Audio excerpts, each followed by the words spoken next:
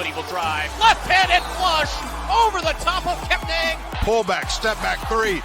Bottom! Mavericks, it's short. Tip back in. Weaver got it.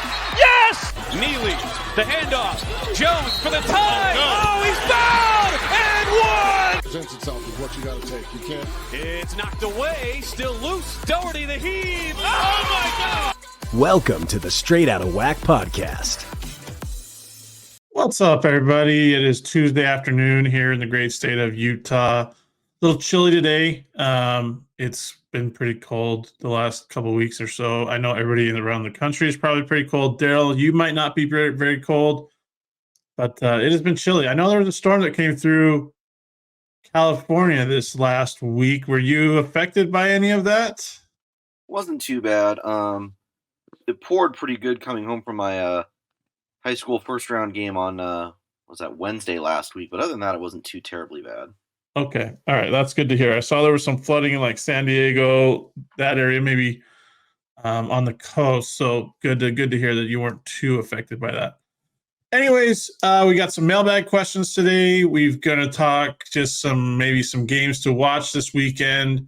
There's a big one on Saturday in Riverside that we'll talk. We won't break down today. We'll do that a little bit later this week. But we're going to talk about some games that we like. If you haven't yet, go check out our Substack. The women's basketball newsletter came out today, just barely about 38 minutes ago. Daryl broke down ACU women sweeping their homestand this past week. UT Arlington, the Lady Mavs, Rika Wright's crew, sweeping SFA in the season series. Really well done. There's also, update on the Seattle U Redhawks getting their second win under Skylar Young, a road win too at Tarleton this past week. The weekly awards, Chloe Webb winning another WAC Player of the Week. G. Adams being the newcomer of the week. I believe that's the second week in a row that both of those have won that award. Is that right, Daryl? Yeah, I put it in the newsletter. It's deja vu again on the women's side. Yeah. They're both playing really well. I mean, Adams is really kind of in the last couple of weeks. Yeah, so I think Chloe Webb, depending on what happens down the stretch, I think she might be the player of the year. There's nobody really performing at the level that she is this year, the CBU guard. And she's had to take on a bigger role with Chloe Lemon out and with Grace Schmidt out for the season. Lemon is hopefully expected to be back this week when the Lancers take on Utah Valley and then host Grand Canyon on Saturday. So he also answered some fan questions, so go read about those on the Substack, wachoopsnation.substack.com. Make sure you subscribe so you get the newsletter in your inbox daily, Monday through Friday, and get all the information updated from the Western Athletic Conference. So let's get to something that came out today. I'm not sure how it'll affect women's basketball. But there was an article written on Yahoo Sports today that quoted the commissioner of the Big 12, and it still makes me mad right now, Daryl. It still makes me mad. In the article, it states, in the meeting with Baker, commissioners, these are Power 4 commissioners from the Big 10, SEC, ACC, Big 12, were transparent about their desire for more access in a 68-team field that includes 32 automatic qualifying spots, 27 of which go to non-power leagues. Then the Big 12 commissioner is quoted, "I want to see the best teams competing for a national championship, no different than the Big 10 and SEC want to see in football. I'm not sure that is currently happening." So earlier this year, it was determined that the automatic qualifier bids to the NIT were gone. We're going to be taken away, right? It's now basically an at-large selection. So if GCU was to win the regular season title on the men's side, they don't win the WAC tournament, they don't get an at-large bid to the NCAA tournament, they don't automatically have a ticket to the NIT like in years past, because they want to get They changed it because Fox Sports was trying to put on a postseason tournament that was just going to be power conference teams. Now the NIT basically telling mid-majors, you're not welcome. And here it is, commissioners pushing for the NCAA tournament to be expanded, the best tournament in all of sports. There is no denying that, okay? It was 64 teams. They brought it up to 68 teams. It's been perfect, okay? It's not a perfect science in who gets in, but it's perfectly designed for Cinderella stories, for opportunities for teams to win games, okay? They want to expand it so they can get more of their teams in these power conferences. Teams that didn't earn the right to be there because they want more money. Plain and simple. Right, Daryl? Like, that's what this is all about. It's about money.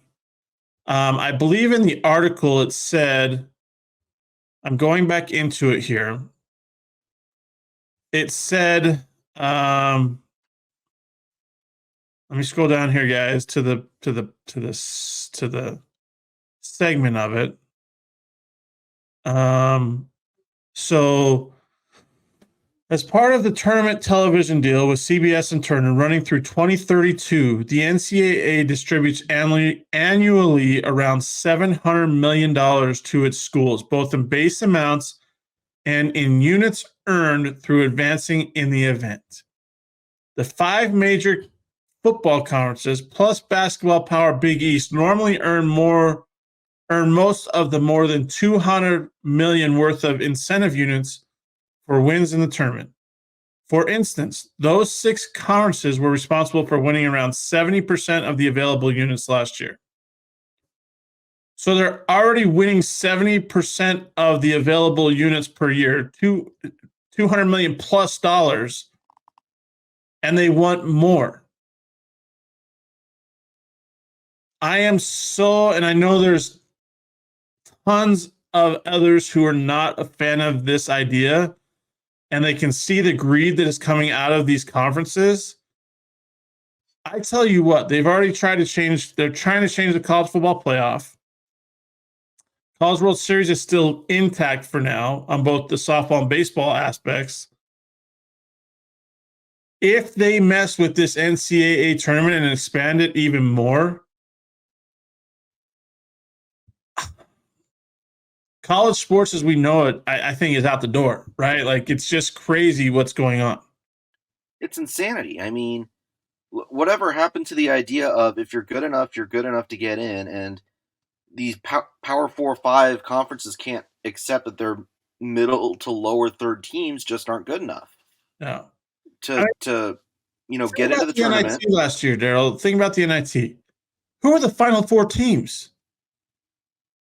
3 of them were mid-majors.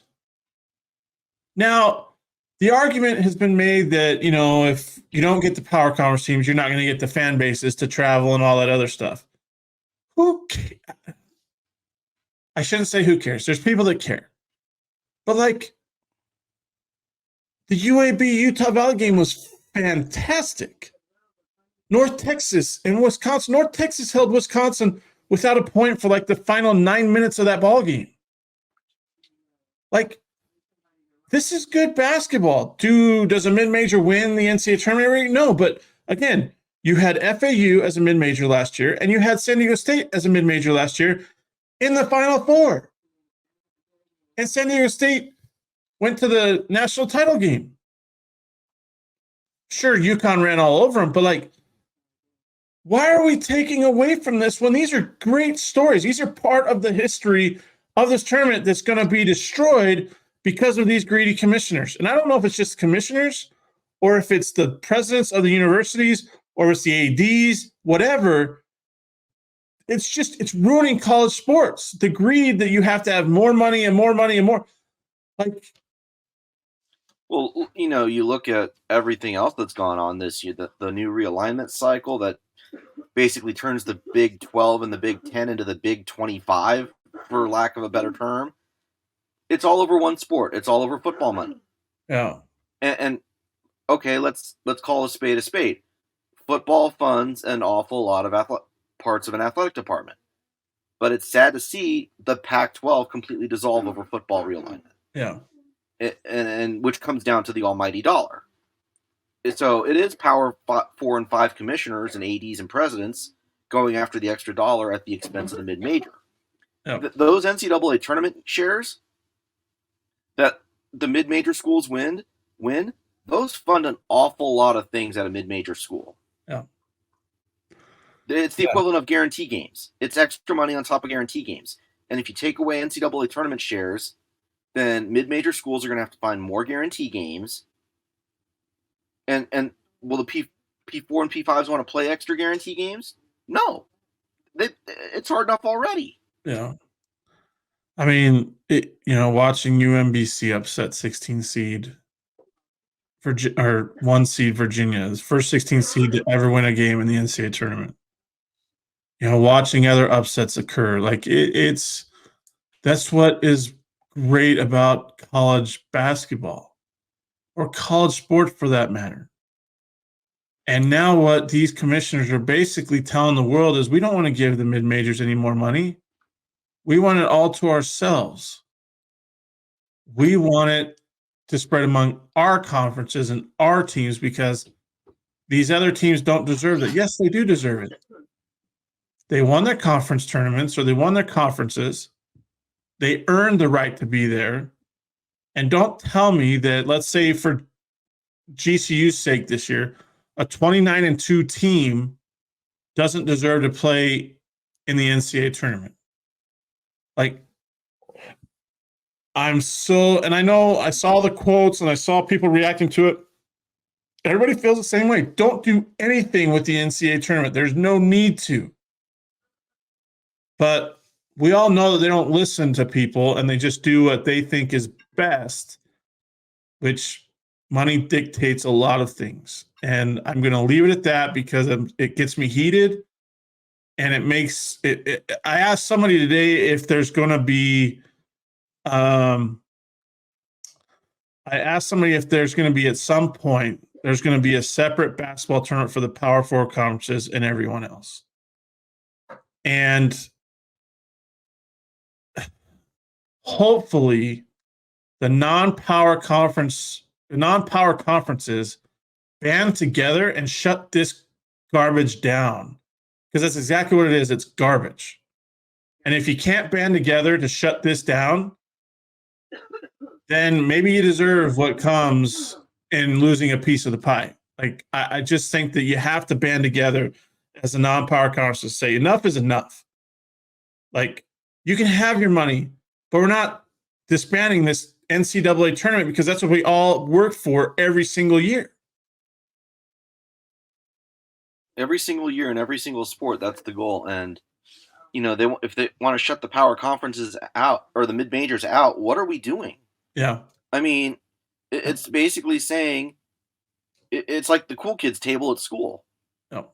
It's like you're saying the mid-major conferences, no matter how good your basketball is, you don't belong at the cool kids table. No. I'm sorry, GCU, if they finish 29-2 on the men's side, they belong at the cool kids table. Well, just think about this, Daryl. The Mountain West, there's talks that they get 6 teams in the NCAA tournament right now. They're not considered one of the Power 4 conferences, right? So they're going to get more teams most likely in the NCAA tournament than the ACC, which is considered a Power 4 conference, and the Pac-12 this year, which will be disbanded next year. What does that say? Like that? I don't know. I have a tough time with this, and it bothers me so much that this is even being discussed. But we knew it was coming. We know that the rich want to get richer, and in all aspects, college athletics is becoming a professional sports league in and of itself, and that's another discussion for another day. So we'll leave that.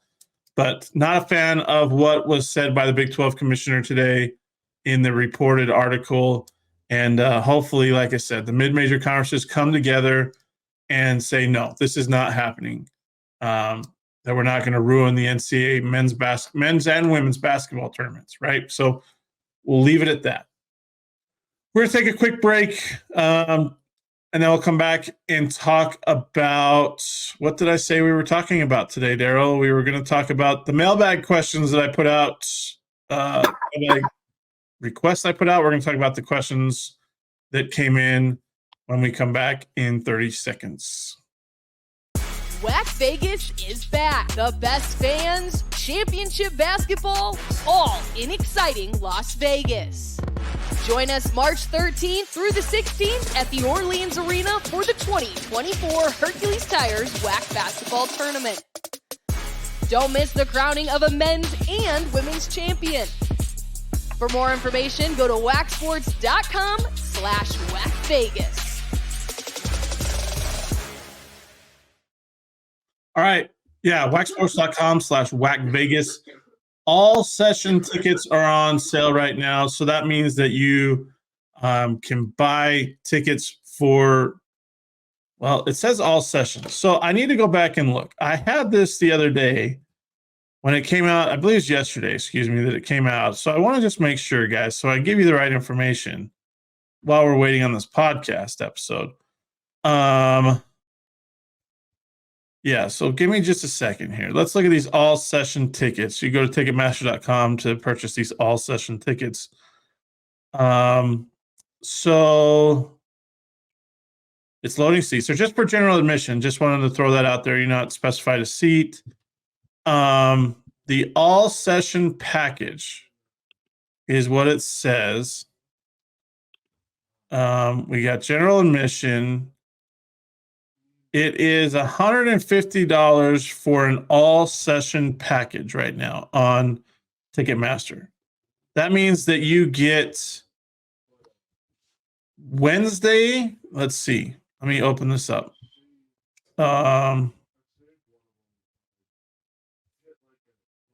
It says 8 events included. Not sure what that means. Anyways, but all session means that you would get access to every game starting on it looks like general admission. They assign the seats afterwards. So yeah, going back to this, you get, it says 8 events included. That means you get access to every single game for $150 at the WAC tournament. Yeah, good times. There are 16 games total. No, I take that back, Daryl. 4, 8, 12. That's what, 14 games? Yes. What is that? Wednesday, Thursday, Friday, 4, 8, 12. And then Saturday. 2 is 14. 14 games. 14 games. There's my math. You get access to it all for $150 for an individual ticket. Anyways, again, waxsports.com/WACVegas. You find a link for those all session tickets. Not sure when the single game tickets go on sale. I would assume that's after the games are finally figured out, the brackets put together. So we'll see. Anyways, let's talk about these mailbag questions that came in. There were some good ones today. I was pretty happy about the response I got this morning. I need to go find my link for it. Here we go. Let's start off with some questions here. Okay. We got 1, 2, 3, 4, 5, 6. So I'm going to go with the first one that came in. Who makes the WAC? Who makes the men's tournament? Ooh, this is a good question. I don't know. I'm going to say I don't know. I just don't know. I think Grand Canyon, Charlton, California Baptist, Stephen F. Austin, UT Arlington, Seattle U, all make it. After that, that's what, 6 teams. The other 2 spots, I have no clue. I will say this. I don't think UTRGV gets in on the men's side. I just don't. Utah Tech is at 6 and 7. They have a 1-game lead over Utah Valley, who is at 5 and 8. And in 8th, Southern Utah's at 4 and 9. And then Abilene Christian's at 3 and 9. Utah Valley plays at Southern Utah on Saturday. Utah Valley is also at California Baptist on Thursday. Southern Utah plays host to Seattle U on Thursday, and then, like I said, Utah Valley on Saturday. I don't know, Daryl, who's going to get that 8th spot. That's 7 and 8 spots, because Utah Tech, they go to GCU on Thursday, and then they host Seattle U on Saturday. So I have no idea. Those bottom 5 teams on the men's side, I can't answer that question, who makes the men's tournament, because I can give you 5 teams that I think are or 6 teams that I think are gonna be in for sure. But the other 2, it's such a toss-up between 4 teams because they're so close, Daryl. Like, that's and they all have head-to-head games left against each other, it sounds like. Yeah. I broke that down in one of the newsletters, that they all have games against each other left. Unlike on the women's side, where like those 4 teams fighting each other mostly have gotten rid of their matchups against the top half of the league, but they still have to battle each other still. Yeah, and to answer, you asked about the men's team. We're gonna the men's tournament, excuse me. So we'll talk about the women's tournament too. Grand Canyon, California Baptist are already in. They clinched. Stephen F. Austin, Utah Tech, UT Arlington, and I'm going to say Abilene Christian. Those 6 are already in. Or they will be in for sure, I feel like. But then again, you have a mess at the bottom of the league. UTRGV at 4-8, Tarleton at 4-9, Southern Utah 4-9, Utah Valley 3-10, Seattle U at 2-11. Who knows what they could do? They have 7 games left, and because they're only 2 games back of UTRGV, Tarleton, Southern Utah for that A spot, you never know what could happen. But that's what's crazy, Daryl, is we're going to be talking more about this race for number 8 than we are for the regular season title. Yeah, or the regular season title. All of that. Yeah, like that's what's crazy. We're going to be paying more attention to that. Maybe that's what they wanted, the discussion about who earns that final spot at WAC Vegas. So to answer your question, 6 teams on both the men and the women that I think are in. The last 2 spots are still up for grabs because there's 4 or 5 teams on both sides that aren't going to get there. So, or that are in the mix. Let's just put it that way. Anyways, let's go to the next question here. It's kind of a 1, 2, 3, 4-part question. Again, these are mostly for the men's, but we can break it down in the women's too. This question is, who has the best chance to upset GCU? Is there a dark horse team, most underperforming team, most surprising team? I'll go first with the men. Who has the best chance to upset GCU? Well, we've seen Seattle U do it, and they almost did it a second time. We saw UT Arlington almost do it twice, which they should have done it twice. I don't know. That's a great question because GCU, their men's team plays so well at Orleans Arena. Like, they are almost unstoppable there. The only team to ever beat the GCU men's basketball team in the WAC tournament is no longer in the WAC. So the odds are stacked against teams in the Western Athletic Conference to knock off the defending champions. I'm going to say UT Arlington simply because they have led against GCU late in both games this year. And I'm going to say Seattle U because they have the guards that can score and they have the size. So those are my 2 teams that have the best chance to knock off GCU. Dark horse team, Tarleton. I know they're 9-3 in WAC play, and we can't really say they're a dark horse team, but in the WAC tournament, even though they're not eligible to go to the NCAA tournament, the way that Joseph Jones and those Texans have been playing, dark horse team to win the WAC tournament. It's just, they have the guards that can play. If Keandre Gaddy stays out of foul trouble, they're really good. So they just went to Utah Valley and Seattle U and won both games. They host Grand Canyon on the 22nd. They go to UT Arlington this week. So we'll get to know a lot more about Tarleton this week over the next week or so. Most underperforming team, Abilene Christian. There's no ifs, ands, or buts about that. Abilene Christian.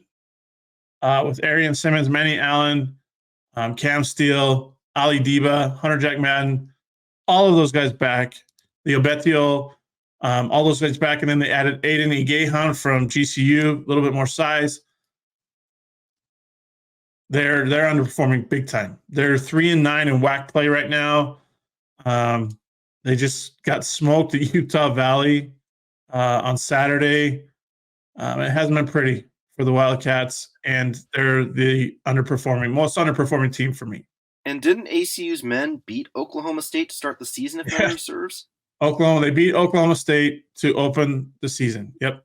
Everybody thought they were going to do big things, and they even beat San Jose State, too, down there in their MTE. And after getting blown out by Missouri State in the title game, things have kind of fallen apart for Brett Tanner's crew. They should be – they had SFA beat, but, they lost to Southern Utah at home.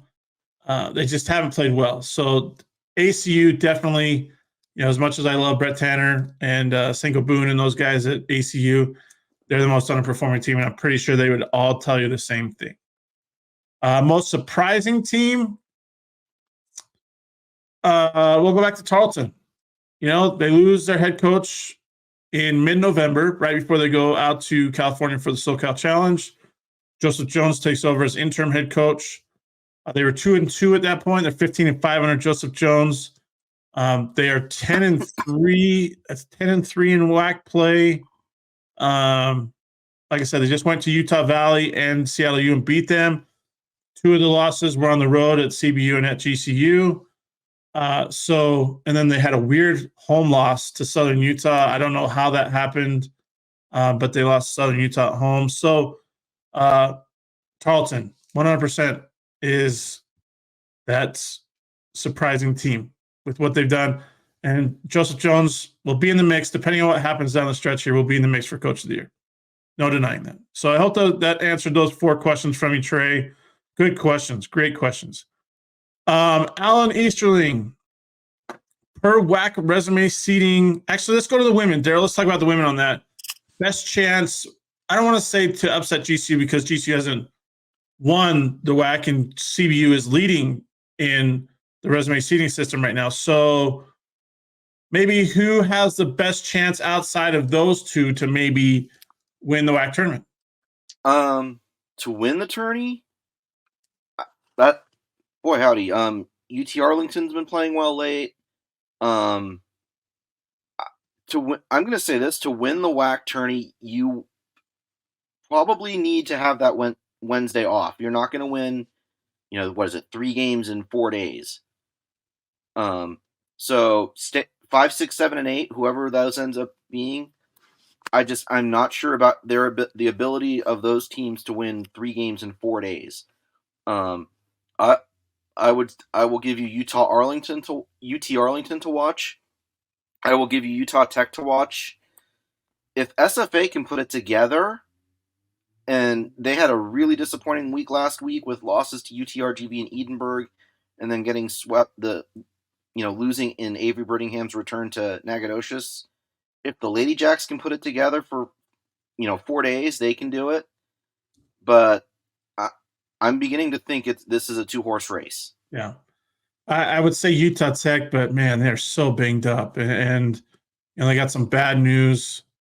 Last week, Macy Warren is out for the season, another knee injury.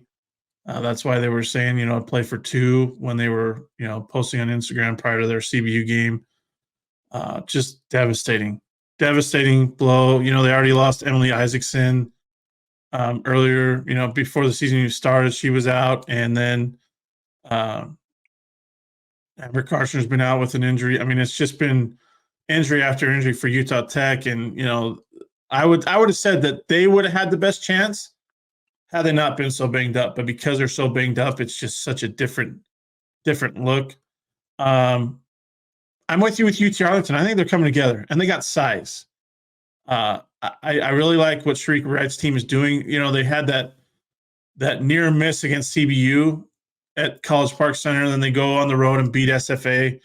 So they play with a lot of pace. I like their pace. They get up and down the floor. So I think you're right. UT Arlington probably has the best shot if it's not going to be CBU or GCU, Utah Tech is kind of waiting in the wings. And if they can light it up from 3, who knows what happens when you get hot, right? Like, I think those those are good points. So, and then the biggest thing for UT Arlington, they've got to get over the low scoring struggles against GCU. What they scored 35 points in Phoenix a couple of weeks back. They didn't play well at all. But other than that, they've played really well. They've been in their games. They haven't been blown out by anybody other than the Lopes. So, I think they're the best chance. Utah Tech, ACU, if you really want to go into the dark horse column. But yeah, but what will they be like without their point guard now that Aspen Thornton's in the portal? So that's the $64,000 question. Yeah. Oh, okay. Let's move on. Alan has this question. Per WAC resume seeding, Tarleton and Seattle men's basketball are 2 and 3. They have by far the worst facilities in the WAC. Are facilities overrated and or overvalued? No, they're not overrated. It's just a simple fact of the matter that teams that aren't used to playing in smaller arenas have a tough time adjusting. Plain and simple. Look at what GCU, SFA, UT Arlington, Utah Valley, California Baptist, even UTRGV, what they've done now. Look, and ACU, like look at all these teams where they play at, Utah Tech, Southern Utah, compared to the Red Hawk Center, compared to Wisdom Gym, which Wisdom Gym is going to be up, they're building a whole new event center, so that's going to be gone soon. Maybe that home crowd or home court advantage is gone for the Tarletons after that.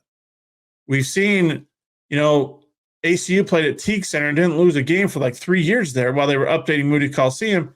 And now at Moody Coliseum, it's a whole different ballgame. It's not the same home court advantage, right? So it's not overvalued or overrated. It is one of the biggest factors in college basketball. Look at Utah Valley. Look at Seattle U. How well they've done away from their home gyms. Tarleton, they lost 2 of their 3 conference losses were away from Wisdom Gym. Just think about that. Like TCU lost to Seattle U at the Red Hawk Center. Well, think about the optics of playing in those facilities too. Yeah. I mean, you have a 5,000 seat arena. Your backdrop is a sea of seats. Yep. You're playing in Wisdom Gym in the Red Hawk Center. Your backdrop is a wall, and then in the Red Hawk Center, was it 4 rows of seats back there? No, well, so at the Red Hawk Center, you have seats around the one side, and then on the basket where Seattle U finishes the game, it's just a big wall, right? There's no seats there. Tarleton, there's a big wall on both ends. It's just the seats on 2 sides. Like it's not overvalued. It's not overrated. It is just what it is. It's a home court advantage, and they take advantage of it. Tarleton's so good at Wisdom Gym. Seattle U's so good at the Red Hawk Center outside of, the loss to Tarleton this past week. But these teams that have these different gyms, they take advantage of them. GCU hasn't lost a home game all season, right? Utah Valley's been really good at the UCCU Center. SFA up and down at, the Sawmill, but when that place is rocking, they're really good. So, like, it's not overvalued or overrated. I think it's just one of those things where teams struggle playing in those smaller gyms because they're not used to it. So that's just my thought on it. Let's add Jason Waters. Is the WAC and CUSA doing the scheduling initiative again next year? And then he asks, is there a limit to grad students on a team? They are doing the scheduling initiative next year. It'll be based on the net at the end of the season, where these teams are and how they, are assigned their opponents. I was told that there's going to be a game in November and there's going to be one in December, all on the same weekend, so that the games aren't filtered out, different dates and stuff. Every game is played around the same time next year, so people can pay attention a little bit more. Hopefully, they market a little bit better, right, Daryl? Like, it was marketed really bad this past year. Yeah, absolutely. And the sad thing was the basketball was fantastic. Like, there were so many great games and on both sides. Yeah, so market it better this year. I mean, I think there was 5 overtime games or something like that. Yeah, there was a lot. There was a ton. Yeah, there was. I mean, on the first night, SFA Middle Tennessee on the men's side went to overtime. Utah Valley Stadium Houston went to overtime. So, and then Tarleton won on the road. So it's just fantastic. Like, it's great. And Utah Tech and Jacksonville State went to overtime. Like, there was just a ton. It's great basketball. Like, just leave it alone and market it because it's great basketball. Is there a limit to grad students? I don't believe so. I'll have to research that. I didn't research that before answering these questions. So I'm not 100% sure, Jason, on that question. But, yeah, it would be awesome if Tarleton could get Ja'Cory Smith, Keandre Gaddy, and Lou Williams back for one more year to see if they can make a run at the NCAA tournament, considering that the Texans are eligible for the NCAA tournament next year.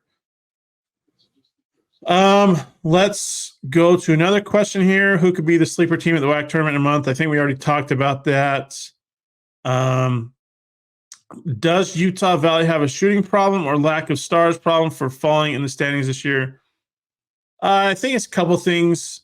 New faces, new head coach, trying to figure it out. Different system, different maybe playing style. Haven't found the rhythm yet. Maybe they did in that ACU game because that was probably their best game of the year on Saturday. Biggest thing is they haven't won on the road. Like that's the big thing. They haven't won on the road. They go through these massive scoring droughts late in the game, and it's causing them to lose ball games. So, I mean, that was what happened at SFA. It's what happened at Seattle U. It's what happened at UT Arlington.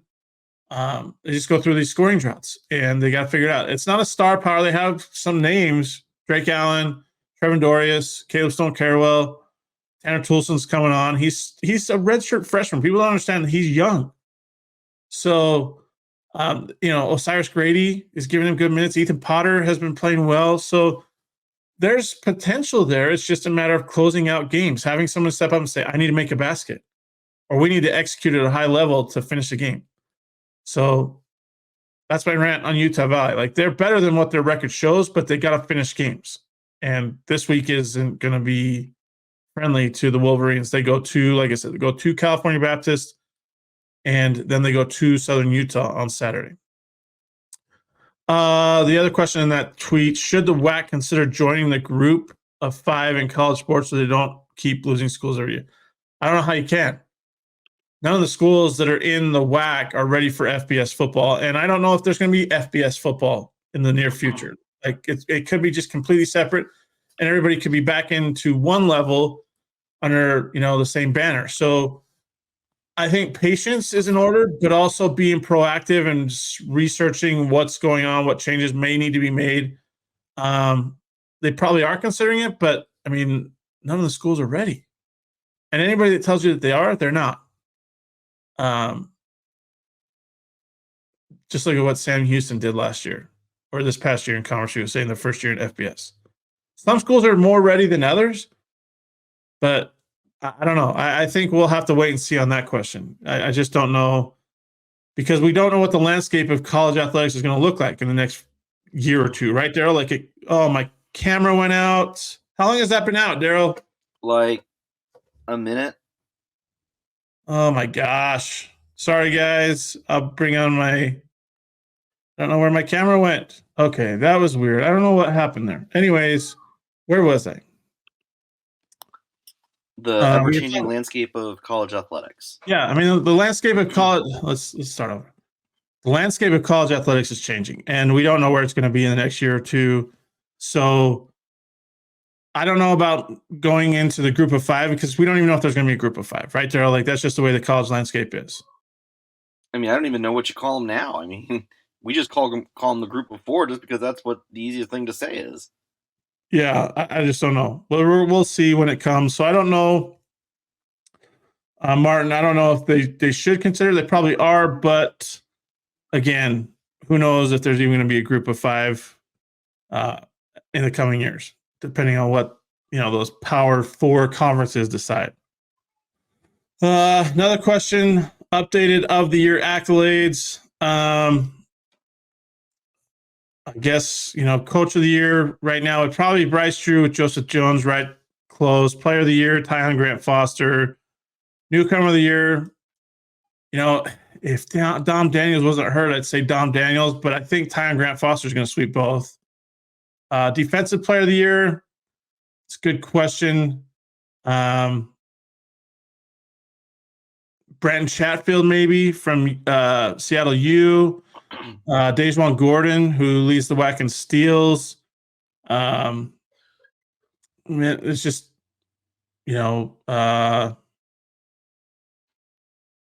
maybe Colin Moore from GCU as well. He's played well defensively. I don't know. I don't think they do a freshman of the year, right, Daryl? No, anymore in the WAC? because they don't do freshman of the week anymore. Yeah, so they don't do freshman of the year. So that award's out. I mean, they did it. Actually, they did it last year. Kendall Weaver won freshman of the year last year for the men. So, freshman of the year, man, that's a good question. If you would ask me a couple months ago, I would have said Braden Housley from Southern Utah. Eric Demings has started more games. Goodness. Emmanuel Innocente, probably from Tarleton, would be the freshman of the year in my book. So, Daryl, what about your accolades on the women's side? Coach of the year, I think you go with Jared Olson just because of what he lost and where the Lancers are at. I mean, I tallied it out in a newsletter a while back, but the numbers are just mind-boggling. 1,100 and some odd minutes, 130 some odd starts from last year's group, and the Lancers just keep rolling. Yeah. Chloe Webb is would be the player of the year at this point with 3.5 weeks to go. Yep. Plus the WAC tournament. Freshman of the year. If it's either Chloe Lemon or Peyton Hall. Yeah, that's going to be an interesting one to see how that plays out. I mean, Chloe Lemon missing these last couple of games may hurt that, but man, she's been so good for CBU. But Peyton Hall's been so good for Julie Goodenough in ACU. So it's going to be one of those two. How that plays out. It's going to be one of those two, but I'm pretty sure they look at the impact that player has had on winning. Yep. When they go to make that vote, and even though she's missed games and the games she's been available for, Chloe Lemon has had one heck of an impact on this Lancer team. Yeah, maybe you could give freshman of the year to one and newcomer of the year to the other. Probably go that way. They're both newcomers to the league, and I know Chloe Lemon's won newcomer of the week a few times. So is Peyton Hall. So I think they're tied in newcomer of the weeks. I think it's 3. Yeah, so maybe you could split that among them because, man, they've been so good, both of them. So with Gia Adams nipping at their heels now. Right. Yeah, so that'll be interesting to see. But that's kind of where we're at with the of the year accolades right now as we get ready to start the second half of WAC play. Daryl, any last final words before we end this podcast episode? We've gone a little long. But we had a lot to talk about today. I had to rant a little bit. But anything you want to bring up, talk about, we'll get into previewing games tomorrow, maybe a little bit. Okay. I mean, if we're going to preview games tomorrow, then no. I think we're going to be in for an interesting couple of weeks starting Saturday with that CBU GCU matchup in Riverside. And then I had a question in the mailbag about the race to the 4 seed, and a lot of what happens there is that how ACU will handle that 3-game stretch of SFA, GCU, CBU starting Saturday. Yep, 100%. There's a lot of games to talk about, some intriguing matchups this week. We'll talk about that on Wednesday's episode of the Straight Outta WAC podcast. Remember, hit the like and subscribe button as you're watching. Where I'm talking to my other camera, you guys. I'm so used to it being working. It's not working. It cut off. So I apologize. Remember, subscribe, hit the like button, and share your comments with us. We love the interactions. We love answering questions. And we're going to bring you more Straight Outta WAC podcast episodes. Like I said, Monday, Tuesday, Wednesday, and Friday, there will be a podcast episode out. And then on Saturday, holy cow, guys, I am off there. Like, I am just losing it right now. Thursday night and Saturday night, we will have Straight Outta WAC after hours. Make sure you don't miss it. Live streams. We loved the last one that we did where we got a lot of questions and things that came in. So be sure to like and subscribe. Make sure you subscribe to the Substack. And again, at Ticketmaster right now, or go to wacsports.com/WACVegas. You can purchase those all-session tickets. For Daryl, for myself, everybody enjoy the rest of your Tuesday. Thanks for listening to the Straight Outta WAC podcast. You can find us on Apple Podcasts, Spotify, and other podcasting platforms. Be sure to subscribe so you never miss an episode. Remember to follow WAC Hoops Nation on all your favorite social media platforms.